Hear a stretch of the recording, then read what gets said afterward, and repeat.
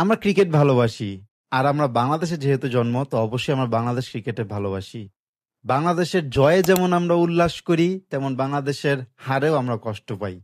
এখন পর্যন্ত বাংলাদেশ ক্রিকেট আমাদের অনেক স্মরণীয় মুহূর্ত উপহার দিয়েছে।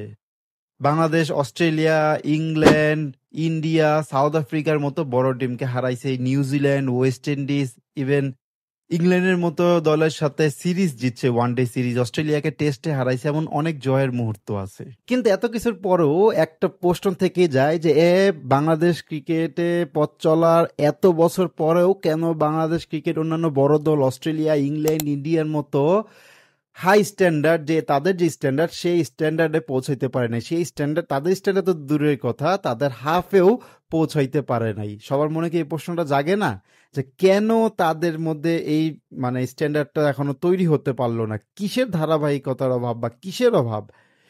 আজকের ভিডিওতে কোনো সমালোচনা করব না, এই ভিডিওতে কোনো সমালোচনা না, এই ভিডিওতে জাস্ট আমি আমার পার্সোনাল ওপিনিয়ন দিব যে বাংলাদেশ ক্রিকেটে আমার মতে কোথায় কোথায় ল্যাকিংস আছে, কোথায় কোথায় উন্নতি করা দরকার, বা কি কারণে এত বছর পরেও বাংলাদেশ ক্রিকেট যে লেভেলে যাওয়ার কথা ছিল, এত সাপোর্ট পাওয়ার পরও যে লেভেলে যাওয়ার কথা ছিল, কি কারণে সেই লেভেলে যাইতে পারে নাই, বা সেই লেভেলে যাইতে হলে ভবিষ্যতে তাদের কি করতে হবে। সো পুরো ভিডিওটা ইন্টারেস্টিং হতে যাচ্ছে, আশা করি ভিডিওটা শেষ পর্যন্ত দেখবেন, ভিডিওটা আপনার ভালো লাগবে। So let's get started. তো প্রথমে আমি যেটা বলবো, আমার মতে যেটা আমি মনে করি, বাংলাদেশ ক্রিকেটের যে এত বছর পরে এখন আপ টু দ্য মার্ক না, সেই লেভেলে যাইতে পারেনি বড় টিমের মতো প্রধান হইল পাইপলাইন। পাইপলাইন দুর্বল বাংলাদেশের। পাইপলাইন সেটা যারা সাধারণ ক্রিকেট আমরা ফলো করি তারা কিন্তু সবাই জানি যে বাংলাদেশের ক্রিকেটের পাইপলাইন কিন্তু ততটা স্ট্রং না। আর আপনার বিল্ডিং এর বেস যদি স্ট্রং না হয়, আপনি কখনোই কিন্তু 3 তলা 5 তলা 10 তলা যতই করেন না কেন, আপনার বিল্ডিং কিন্তু ধসে পড়ে যাবে যদি আপনার বেস স্ট্রং না হয়। তেমনি বাংলাদেশ ক্রিকেটে আমরা খালি চিন্তা করি যে ন্যাশনাল টিমে যে আসবে সে এসেই ভালো খেলবে, কিন্তু আসলে কি ন্যাশনাল টিমে একটা প্লেয়ার আসার আগে যে প্রসেসে আসে, সেই প্রসেসটা কতটুকু স্ট্রং, সেটা আপনি কি মনে করেন? আমি তো মনে করি সেটা অনেক দুর্বল। আর বাংলাদেশ ক্রিকেট যে অন্যান্য বড় টিমের মতো সেই স্ট্যান্ডার্ডে পৌঁছাইতে পারে নাই, যে ধারাবাহিকতা নাই, মাঝে মাঝে শুধুমাত্র জয় উপহার দেয়, অন্যতম প্রধান কারণ হইল এই পাইপলাইনের দুর্বলতা। আচ্ছা আপনি বলেন তো, আমাদের যে ঘরোয়া লিগটা আছে, ডিপিএল বলেন, এনপিএল বলেন, বা টি-20 যে বিপিএল আছে সেটা বলেন, সেটা কোনটা আপনাদের আন্তর্জাতিক মানের মনে হয়? আন্তর্জাতিক মানের বলতে বুঝাইছি হলো ইন্ডিয়া, অস্ট্রেলিয়া, তারপর নিউজিল্যান্ড, সাউথ আফ্রিকা যে বড় দলগুলো আছে, ইংল্যান্ড যে বড় দলগুলো আছে, তাদের যে ঘরোয়া টুর্নামেন্ট গুলা, সেইটার সাথে আমাদের দেশের যে ঘরোয়া টুর্নামেন্ট গুলা সেটা কতটুকু ম্যাচ হয়?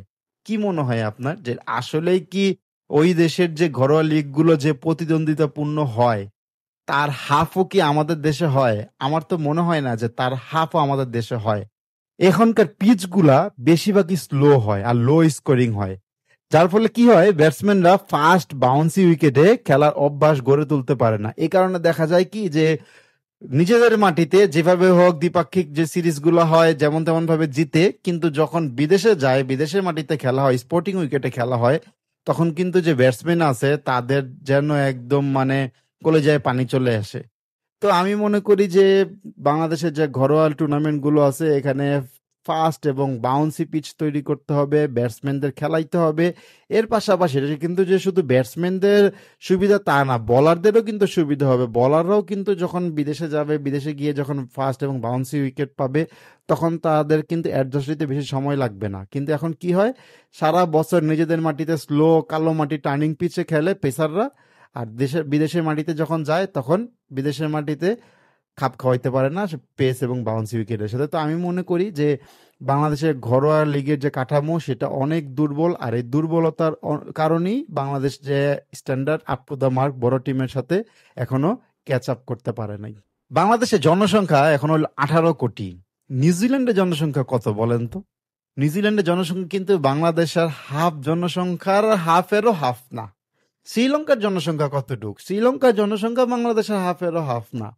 তারপরও শ্রীলঙ্কাতে কত প্রতিভা উঠে আসতেছে। সাঙ্গাকারা, জয়বর্ধনা, জয়সূরিয়া যাওয়ার পর, চামিন্দা ভাজার পর, মুরালী ধর্জন যাওয়ার পরেও, বা তারা যখন আসছে তাদের আগে যারা ছিল, রানাতুঙ্গা ছিল, তাদের আগে যারা ছিল অরবিন্দ ডি সিলভা ছিল, তো রমেশ কালোভিত রানা ছিল, এদের খেলা, এদের পরে আসছে এরা। তো প্রতিবার আবার যখন চামিন্দা ভা সাঙ্গাকারা এরা চলে গেল, তখন কারা এখন যারা খেলতেছে, দীনেশ চান্ডিমাল, কুশাল মেন্ডিস, কুশাল পেরেরা, এরা খেলতেছে। তো প্রতিভা কিন্তু প্রজন্মে প্রজন্মে প্রতিভা একজন যাইতেছে আরেকজন আসতেছে। বাংলাদেশে কয়টার প্রতিভা আছে, কয়টার প্রতিভা নতুন প্রতিভা হয়েছে আপনি বলেন তো?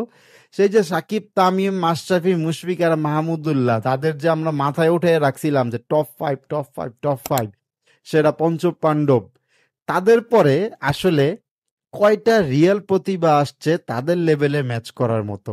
আমি তো মনে করি যে হাতে গুইন আপনি বলতে পারবেন কয়টা ম্যাচ আসছে প্রতিভা। ইভেন সেই প্রতিভারা আসার পরেও তারা কতটুকু প্রতিভার ঝলক দেখাইতে পারছে সেটাও কিন্তু একটা বড় প্রশ্নবোধক চিহ্ন। তো আমি মনে করি বাংলাদেশের যে ধারাবাহিকতার অভাব, এটার আরেকটা প্রধান কারণ হলো নতুন প্রতিভা উঠা না আসা। কথায় আছে পরিসংখ্যান কখনো মিথ্যা বলে না। আপনি যদি গত কিছু বছরের পরিসংখ্যান একটু দেখেন বড় দলগুলোর সাথে, তাহলে গত 5 বছরে ভারত, অস্ট্রেলিয়া বা ইংল্যান্ডের মতো শীর্ষস্থানীয় দলগুলোর বিপক্ষে কিন্তু বাংলাদেশের ওয়ানডেতে জয়ের হার 20%-এরও কম।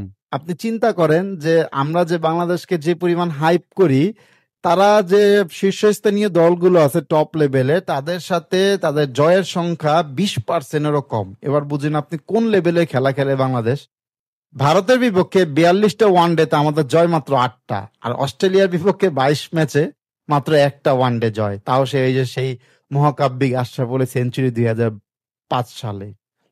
আপনি যদি ব্যাটিং করার স্ট্রাইক রেটের দিকেও তাকান, শুধুমাত্র জয় পরাজয়ই নয়, খেলায় আক্রমণের মানসিকতাও কিন্তু দেখা যায় স্ট্রাইক রেটে, কে কতটুক অ্যাডভান্টেজ নিতেছে পিচের, কে কতটুক মাঠে অ্যাডভান্টেজ নিতেছে। আর আমরা বাংলাদেশের যে ক্রিকেটার আছে সেটা সেখানেই পিছিয়ে। যেখানে টপ লেভেলের দলগুলোর গড় স্ট্রাইক রেট প্রায় 95 থেকে 100 এর উপরে থাকে, সেখানে আমাদের দল প্রায়শই অনেক পিছিয়ে থাকে। এই পার্থক্যগুলো প্রমাণ করে আমাদের মানসিকতা খেলা শেষ করে আসার মতো মন মানসিকতা আমাদের নেই। আমরা যদি চিন্তা করি যে একটা 50 পাবো, 50 পাওয়া শেষ হলেই আমরা পরের ম্যাচে জায়গা নিশ্চিত। এই মানসিকতা থেকে যখন আমরা বের হইতে পারবো যে আমি যদি ইনিংস বড় হয়, আমি যদি ম্যাচে সেট হই, ক্রিজে সেট হই, তাহলে আমি সেই ইনিংসটা বড় করে আসবো। সেই সাথে সাথে শুধু বড় করব মানে হলো 150 বল খেলে 80 রান করবো এমন না। যত আমি ম্যাচে সেট হব তত আমি স্ট্রাইক বাড়াবো, তত আমি স্ট্রাইক রেট আমার বাড়াবো। এই মানসিকতা থেকে যতদিন পর্যন্ত না বাংলাদেশ বের হয়ে আসবে, ততদিন না পর্যন্ত বাংলাদেশ টপ লেভেলে যাইতে পারবে না আমার মতে।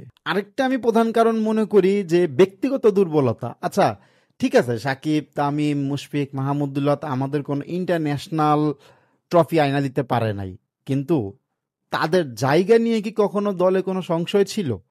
তারা কিন্তু এই সুযোগটা দেয় না। হ্যাঁ, শেষ সময়ে আপনি মাহমুদুল্লাহর কথা বলতে পারেন, আপনি মাশরাফির কথা বলতে পারেন, এটা পৃথিবীতে যত লিজেন্ড খেলোয়াড়ই আছে সবাই কিন্তু ক্যারিয়ারের শেষ সময় এসে একটু খারাপ খেলে।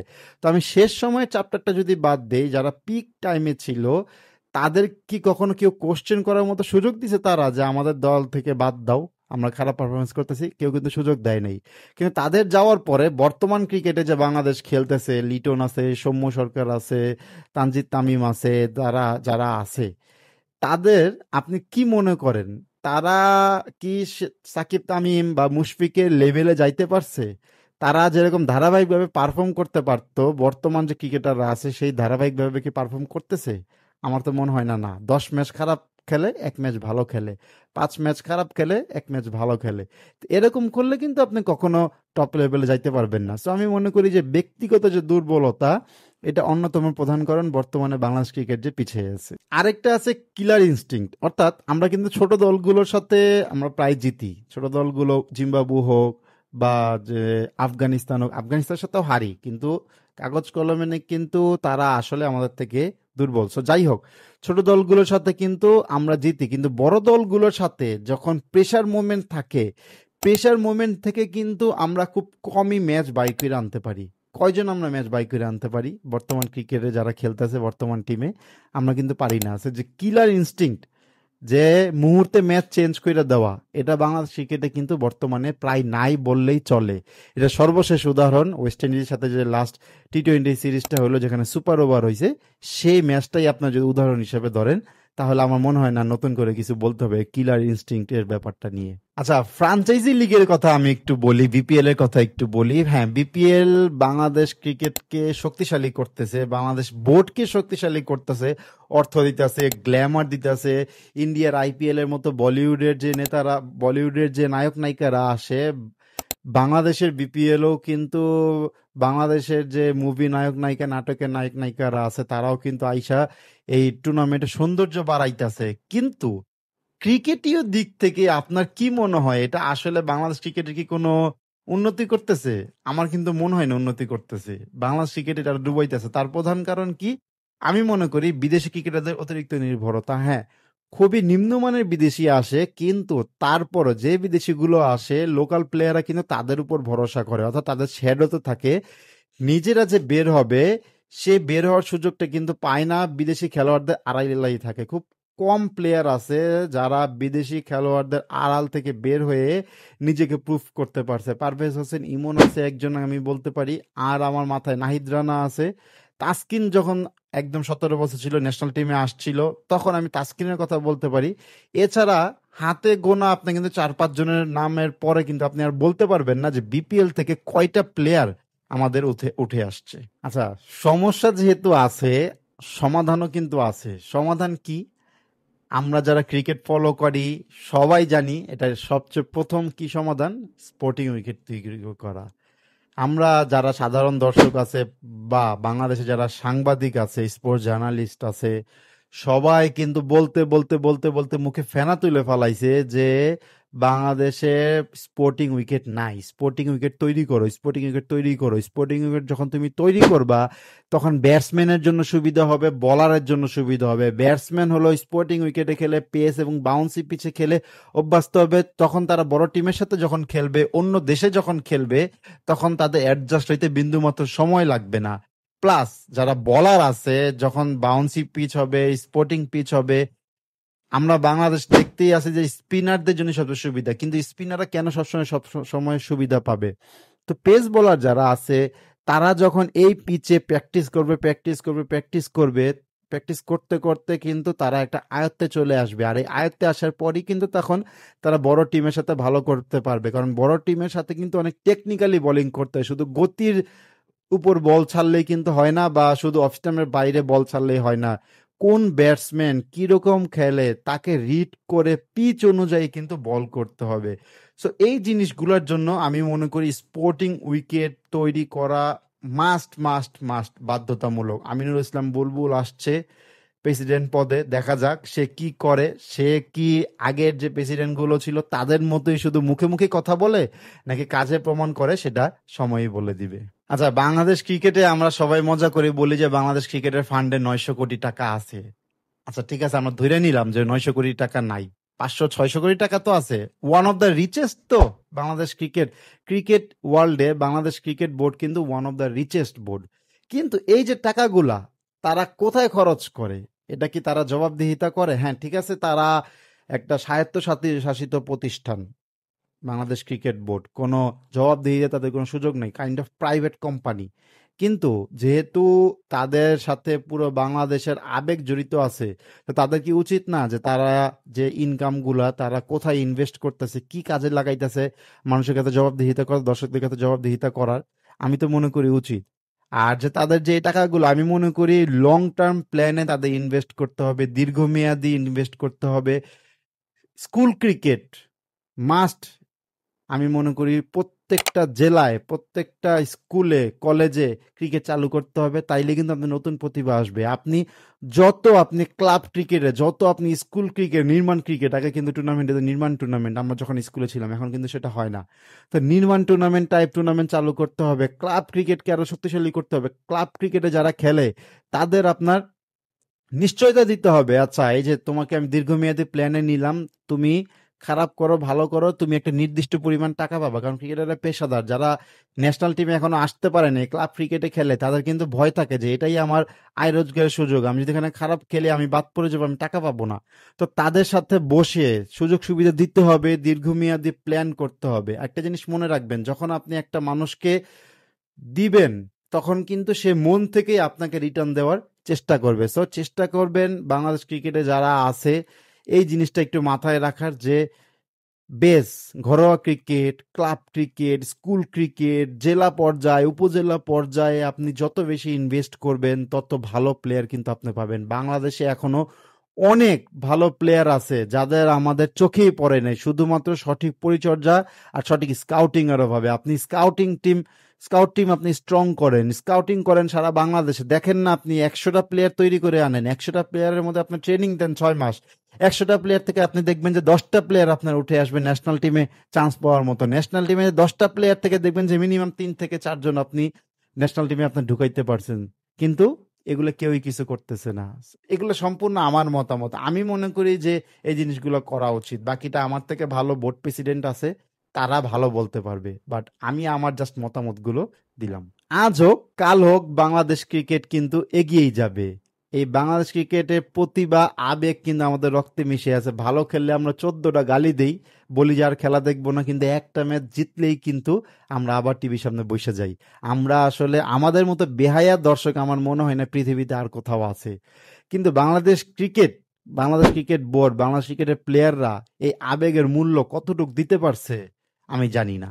আপনারা কমেন্ট বক্সে জানান যে তারা কি আসলেই এই আবেগের মূল্য এত বছরে দিতে পারছে আমাদের। যাই হোক, এই যে জিনিসগুলো বললাম, এই জিনিসগুলা আলোচনা করলাম, জাস্ট আমার ব্যক্তিগত মতামত দিলাম কোন কোন জিনিসগুলোতে বাংলাদেশের ল্যাকিংস আছে, কোন কোন জিনিসগুলোতে ল্যাকিংস থাকার কারণে বাংলাদেশ যে টপ লেভেলের দলগুলো আছে তাদের পর্যায়ে যাইতে পারে নাই, কোনো ইন্টারন্যাশনাল টুর্নামেন্ট জিততে পারে নাই, ইন্টারন্যাশনাল সিরিজ জিততে পারে নাই, আর কি কি করলে এই সমস্যাগুলোর সমাধান হইতে পারে সেটাও আলোচনা করলাম। আপনাদের মতে কি মনে হয় আমি যে আলোচনা যে পয়েন্টগুলো বলছি এটা কি কোনো ভুল আছে নাকি? ভুল থাকলে কমেন্ট বক্সে জানাবেন। আর আপনাদের মতে আমি কোনো আইটেম মিস করছি নাকি, কোনো পয়েন্ট মিস করছি নাকি আপনাদের মাথায় যদি আসে সেটাও কমেন্ট বক্সে জানাবেন। আজকের ভিডিওটা এই পর্যন্তই। সবাই ভালো থাকবেন, সুস্থ থাকবেন। আল্লাহ হাফেজ, আসসালামু আলাইকুম।